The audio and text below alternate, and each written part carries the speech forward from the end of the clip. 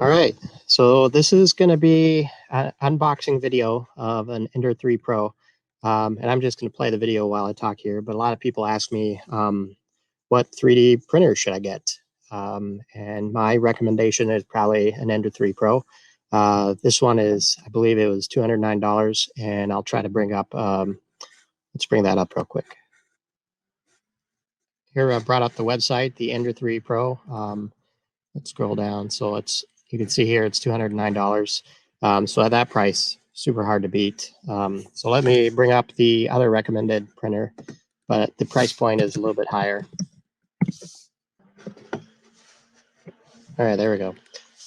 So you can see here, this is the original Prusa i3 MK3S Plus.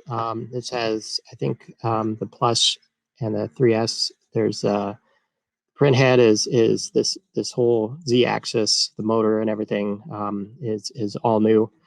So I highly recommend this one. And the kit is $749. The fully assembled is $999 before the shipping costs. So this is my favorite of all printers.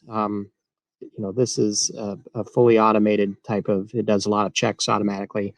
But, if you're going for the best one to get started, I would go with the Ender 3 that I just showed you.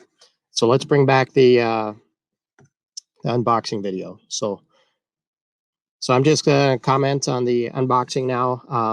So there's the control board, comes in a little side pocket there. There's the mat. A lot of printers now use this flexible mat so that you can, instead of having to scrape and completely damage your board, there's flexible mat. You could say there, I just pulled out the power supply. There's, I believe that's the Z-axis motor with the extruder. There's the some of the extrusion. I think those were for the sides. And then the whole bottom piece comes off. And I believe this is attached. You had to be careful pulling this out because I believe the Y or the X-axis motor was already plugged in, and the cable's just kind of dangling. So I pulled that out. So this is my first unboxing. So it wasn't a great job at the angle here. They give you a scraper and a bunch of, I think all the Allen wrenches came too. There's a couple more pieces, and those two bars right there. And then the Z-axis bar was kind of hidden inside the extrusion that was for the sides. So I'm just opening the instructions. The other thing is, there's another video, and I'll link up to that here up above, or we'll do a kind of an end card here. But in that video, I talk about an effort I did to 3D print face shields, and we eventually made, I believe, 70,000, maybe 35,000 or 40,000 were 3D printed. The rest were injection molded. So here's the sides going on here. So we'll just let this play while I put the sides on. But the effort was amazing. We had a lot of people donate. The injection mold was donated. We had a lot of clear plastic that was donated to us. PLA was donated to us. So we had all kinds of different pieces of materials, in-kind materials donated to us. You can see it, they send all the tools you need with the Ender 3, which is kind of nice. So the power supply going on, there's a couple of screws that hold it onto the extrusion. But, I did keep track of everybody that signed up for the 3D printing initiative, and we had, I think, 440, maybe 470 printers. I'll have to look that up. But, the majority of them were these Creality Ender 3s, and there were some other types of Enders too. But, the bulk of the printers in our effort were mostly of this type. There were, I'll have to look, but the second biggest number was the Prusas. So there was quite a few people that had Prusas, and then there was a mix of all kinds of other 3D printers.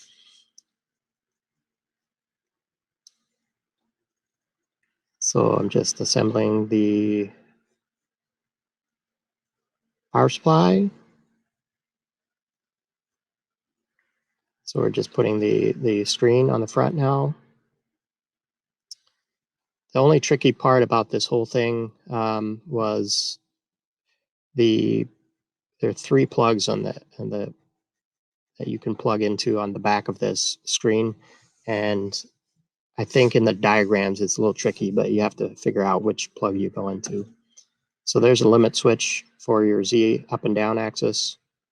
That was a little tricky too. I think you're supposed to measure from the bottom, but it wasn't clear in the instructions.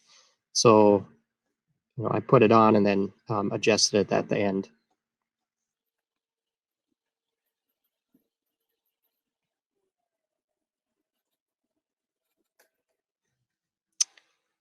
All right, there's your Z-axis motor, the rod, which is kind of hidden in the extrusion. So you pull that out of the sleeve.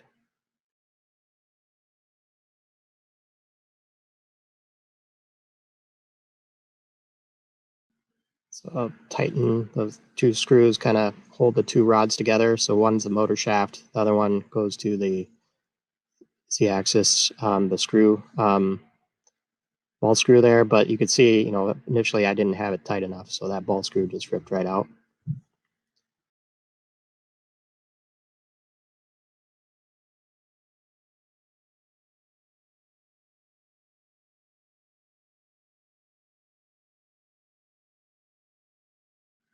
There's 2 screws on the side there that just mount the Z-axis, the Z-rod, the ball screw on, and then I had to thread the extruder, the hot end on.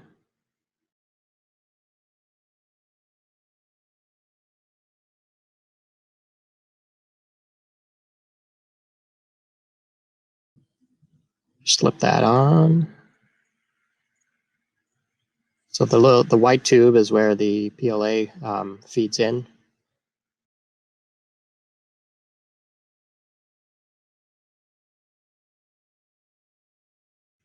Little tricky to get this screw in, but not too bad. There's a couple holes there you had to slot, and the trickiest part was setting that screw, sitting it down on the threads, and then you kind of use your Allen wrench to kind of screw it in.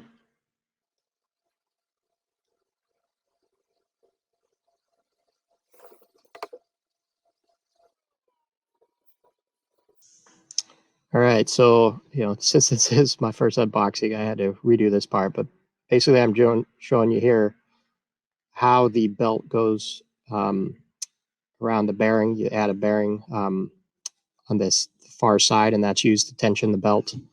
And then underneath, where I first showed you there, was kind of where you hook. There's 2 ends to the belt, and you just hook them into some slots, and then you use the adjustment on the side. So that's where I'm showing you where the belt hooks in. So what's really nice is you can see now I can just use the threaded rod to move the Z-axis up and down. All right, had to run inside. My battery was running low.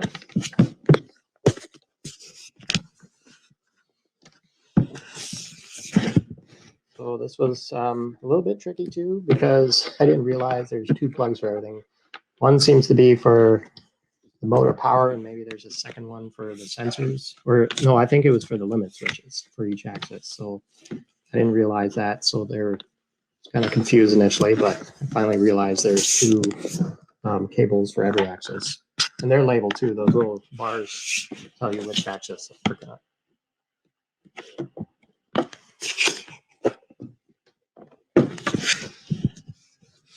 There's the power. So I had to sneak the power supply cable out, find the other end.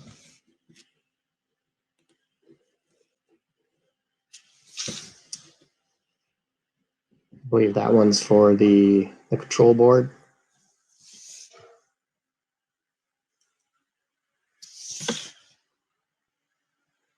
And there's I believe that one was for the motor. You can see the ribbon cable right there. That's for the control board. And there, I show you on the far right is where the cable goes for the control board. So the magic moment, the power supply. I had to set the voltage too. So it comes preset for, I believe, the European voltages. So I had to check and use a screwdriver to set the voltage on the back there. So make sure you set that before you turn it on.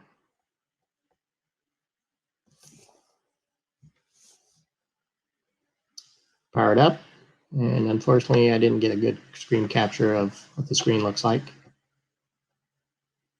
But it powered up, and one of the biggest things was there's a couple options on there, and maybe I can show you, some screen grabs of that, but there's a way to turn off the stepper motors, so you can manually move the motors, which is a nice feature.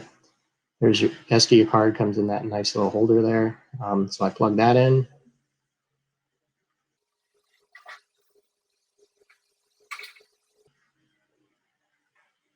And then I spent a whole bunch of time leveling.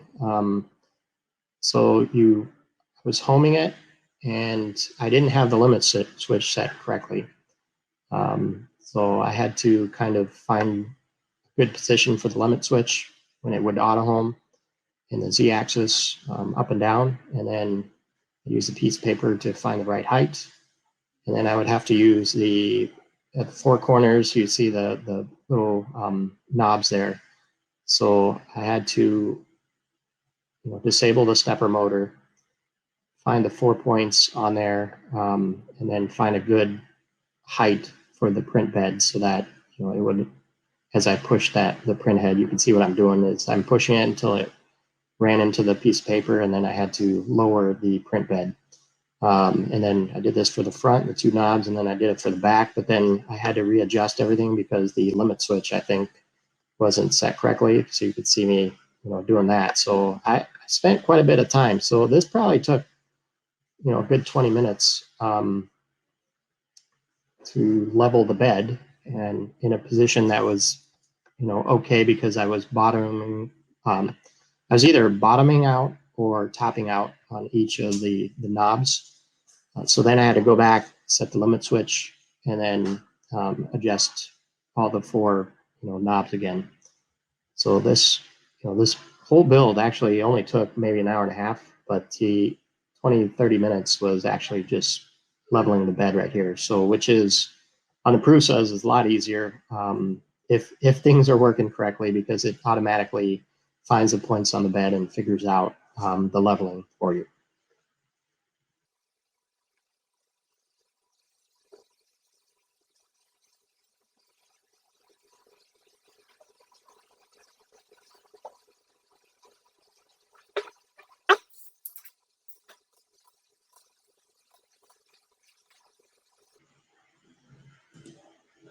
So then I went to the knob, preheated the nozzle for PLA. So I'm still adjusting here, but got all 4 points set up.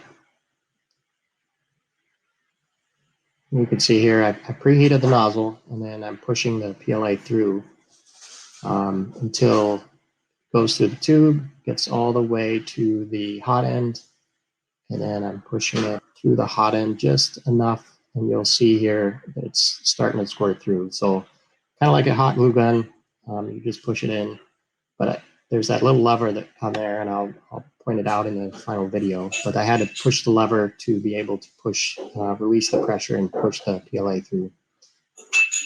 So what was really cool is it started printing, and this was my first print. And I think I just picked something that was on the SD card just to do a first bed or the first layer check. And you can see there it's sitting up a little high, but it wasn't too bad. So I was pretty happy with the results. And, for an hour build, and then I was up and ready to print. That was a pretty easy build. So I was happy with the results, and that's why I'm recommending the Ender 3 is for the first 3D printer if you're interested in one. Thanks, bye.